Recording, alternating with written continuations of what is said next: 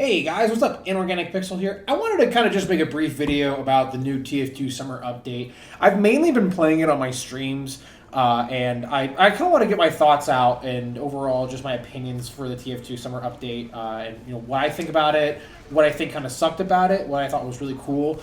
Mainly just to kind of get my word out, because it seems that there's a big mixed bag feeling on TF2 at the moment, and I'll kind of go into more detail about that later on. I'm going to first start off with what I loved about these new maps, this update, what it kind of includes. Obviously, all the hats and like taunts are kind of cool and everything. I'm not a big hat guy. I'm not like super crazy and like unboxing all those crates and everything. I do respect the fact that TF2 has the ability to, or even Valve has the ability to have a big community that is developing and creating this artwork for the game that they so passionately love, and that Valve also kind of incorporates their work and pays out as needed. A lot of other game companies don't do that at all. It's kind of a really bizarre take how Valve does that with when you look at like other studios like a Fortnite, for example, or a Call of Duty. It's really cool to see Valve really incorporate and utilize the big fan base that they have, the loyal following, and that's overall really what you see with this update as well, with these maps, with these cosmetics, with some of the design choices with these maps and everything. Personally, I love how ridiculous these maps are. These maps are nothing like a normal Team Fortress 2 map. In some good and also some bad ways, but mainly as far as focusing on the good, I just love how every map feels like its own distinct, crazy experiment with the TF2 components. A really obvious one is Aquarius, but you can also see that design philosophy implemented in other maps as well, like the ones I'm showing on the screen here and everything. Like the geometry of the actual layout of the maps, and also the smaller geometry, some of the effects that occur on the maps, as well as like a lot of the humor that exists, is really poignant and also really cool to see within a modern day version of Team Fortress 2. People tend to forget that the older maps are just, like we've been doing that for like years now, almost like a decade at this point of playing classic Team Fortress 2 maps, and playing these new ones it's really refreshing to see a perspective of a TF2 map that's not done by Valve entirely, that has a bit more of a personality behind it, that you really feel the map creator or the modders humor come out, or even like their kind of experimentation when it comes to these maps and everything. I found that a lot of the maps just don't play like a one-to-one TF2 map, but they rather play like TF2 mixed with a thing like Battlefield or Halo or Overwatch, Counter-Strike. At least in my opinion, Aquarius to me feels like a big Overwatch map. Demolition feels kind of like a Halo map if you ever played like Halo 2 or Halo 3, that one map that takes Outlook, I think it's called. And I really enjoy that. I think it's kind of sick to play like a weird mixed bag. You almost get a sense that like you're playing a really different direction for how Team Fortress 2 could have gone as a game series, with its map design, with its core philosophy and everything. I also just can't get over the fact how funny these maps can be at times. There are small little details and a lot of artistic choices that are made that are really pretty to look at, really artistically well fleshed out and interesting, but also funny. Aquarius is really big for that. Boardwalk is also really cool for that. I think the overall big aspect of this update that's been so refreshing to see is Valve really just let loose, or the map creators really let loose in terms of experimentation or creativity around the maps. Like the flow of certain maps, the way they function, or even like kind of the layout and structure and the pacing of them is just so off the wall. It's so different. It's so untested that it really it's just cool to see that perspective within a TF2 map. I don't really think we need more Valve tested, really poignant or really like methodically placed maps. It's really cool to see that we're just getting beautiful, fun, creative, experimental, bizarre, and also overall ludicrous map design with this update. And it's been a lot of fun to play through. I kind of think back to when Valve had a Last Stand update with Left 4 Dead 2, and that I think that kind of same design philosophy where you're getting somebody who builds out these maps or builds out the actual cadence or flow of combat that's not designed to be the most tested and like thoroughly concocted type of experience. It's really just more or less an experience just to experiment, have fun with, and be creative and be goofy with it. And I think that overall that just kind of speaks to where TF2 is at as a whole as well. I think over the past several few years of TF2, there's come a big resurgence of people just flat out admitting they like the casual aspect of Team Fortress 2 and everything, and they want to kind of continue that. And I think Valve's heard that, and with their cooperation with the community to get these maps in place has been really cool. Okay, but that's enough about what I think in terms of positive stuff with this update. I'm going to kind of touch on a little bit of the negative sides, and personally things that I was a little upset with. One thing I want to get out of the way right now that I personally am not crazy over, but I know a large vocal part of the community is very adamant about quick play coming back to the game. To be honest with you, I don't know much about this argument. I don't know what the really main core differences of quick play and casual are. But I imagine the reason Valve is sticking with this casual thing is mainly because of updates like this. By the game staying casual, or by the game, having this this filtering system, this server system, you really get an authentic TF2 experience, bar none, out of the gate all the time.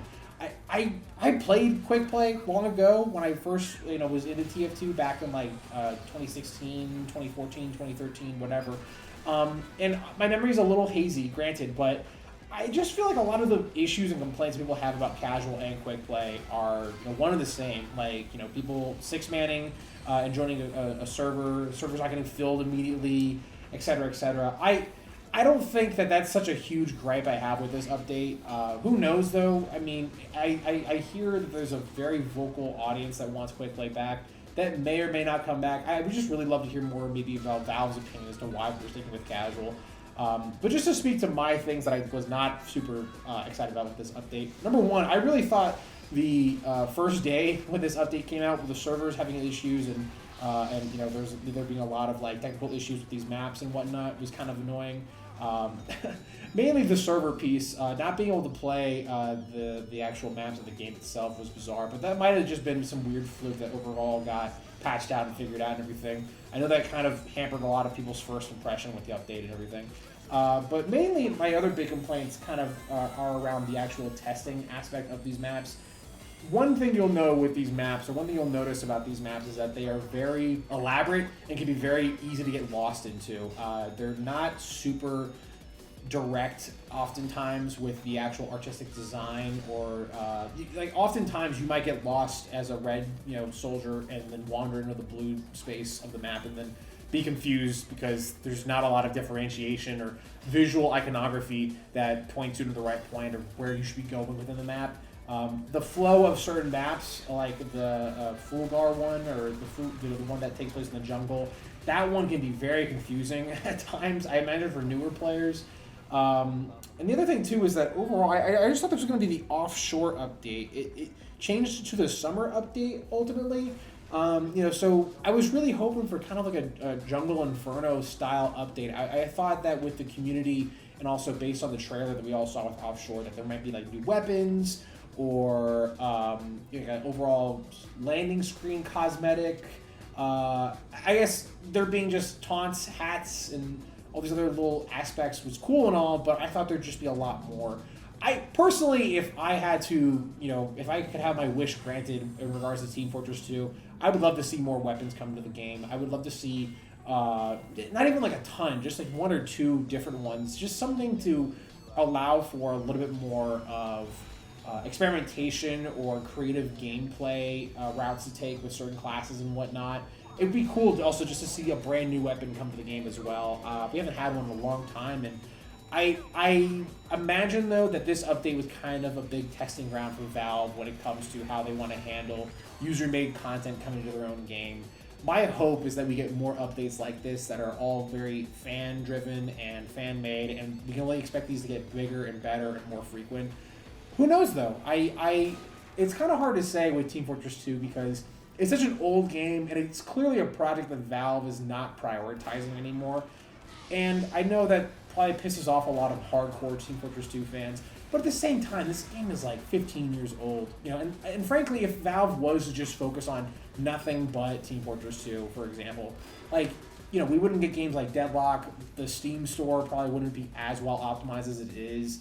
Valve as a whole is just a very large company that obviously it makes a lot of money and is very successful, but that doesn't always equate to getting everything that you want. I would love a new Left 4 Dead 2 update, but I get it. I get that Valve isn't interested in making more stuff for Left 4 Dead 2. I get that Valve is also a little bit more hands-off with Team Fortress 2, and they've given a lot of tool set away to allow fans to make their own kind of project, their own kind of vision of Team Fortress 2 and everything.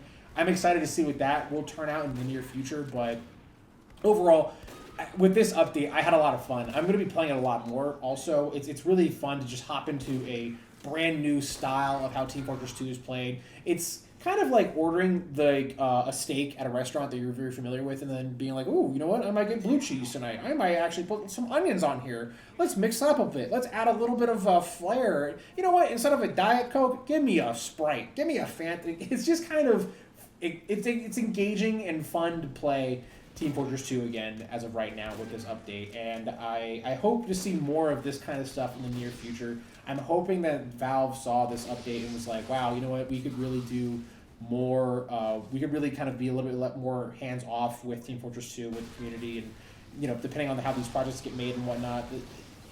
I guess we'll see. It's all just a big wait-and-see moment. I enjoyed what this update brought to the table. I'm having a lot of fun playing it. I imagine that the overall goal of this was to kind of excite and bring a new foray with the average Team Fortress 2 experience for people who've been playing this game forever.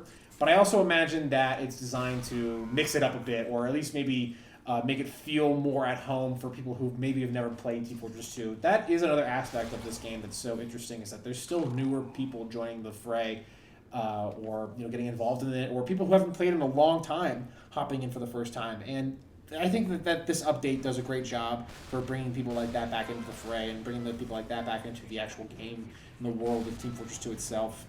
But yeah, those are my thoughts, really. I enjoyed this new update. I love some of the maps. I love some of the design choices and cosmetics. And I also love like how pretty and gorgeous these maps look and whatnot.